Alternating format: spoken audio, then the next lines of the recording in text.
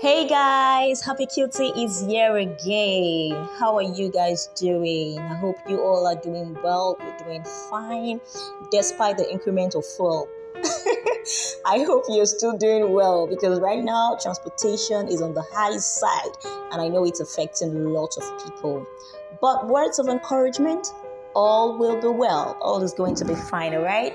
Now you're welcome to another episode on Talk with Happy, the one and only podcast that is made to educate you, entertain you, and talk about experiences.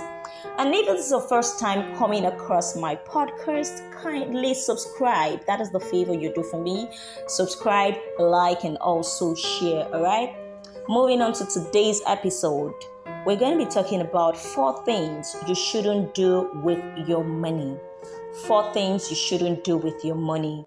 There are lots of things you shouldn't do with your money, but we are going to be picking out 4. We're just going to be talking about 4 things. All right? Now, someone out there may be saying, are you the one to tell me what or what not to do with my money? Are you teaching me how to spend the money I worked for? Very well, I didn't work your money for you. But maybe after listening to this wonderful podcast with few points I will be stating, I am certain you will have a different opinion and idea on how to use your money well. Now, moving on to the topic, what not to do with your money. Number 1, never live above your means. Never live above your means. This simply means you shouldn't spend more money than you can afford. Now, how can you know you are living above your means? Because some people do not know this, all right? Some people do not do this intentionally, while some know they are actually living above their means. Now, if you often run out of money before the month is over and you don't know exactly where all the money is going, that's the number 1 sign that you are living above your means. And if you're living a lifestyle of what you can actually afford, this can lead you to debt and unnecessary spending, which can or may keep you from reaching your financial goals. Now, number 2 is never rely on a cash when going out or traveling. Never rely on cash, only on cash when going out or traveling. Carrying and using cash is a good alternative, but I think using credit cards is an alternative to cash because holding a considerable amount or quantity of cash when you're traveling can invite unfortunate situations. Like you could lose that money or fall a victim of theft, which is not uncommon in certain tourist areas. We all know what is going on in the country. So it is wise to go with your credit cards and less of cash. Now, another thing we do is spending money on things we do not really use. We spend money on things we do not really use.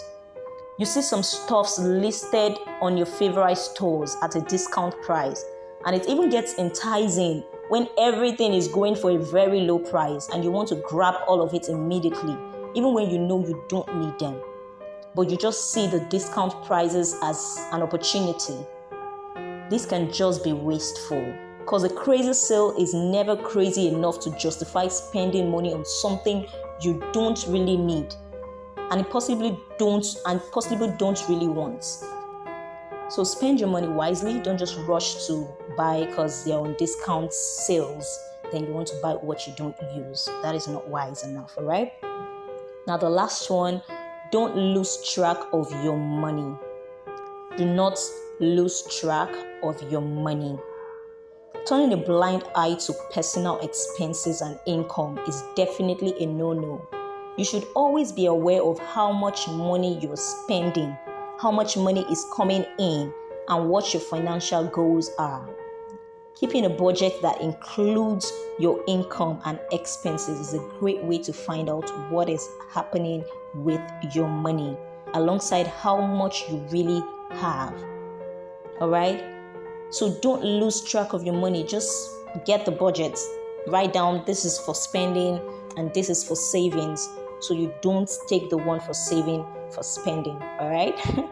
Okay. So this is just a short podcast. I'll just conclude by saying to make decisions today based on your needs and also your budget. All right, make that decision based on your needs and also on your budget. Don't just make decisions based on your needs alone.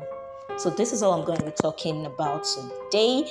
Thanks for staying with me. Thanks for listening. I appreciate that. On our next episode, I'm going to be bringing you something sweet, something interesting. So always be here to listen. Subscribe, like, and share. See you next episode. Bye.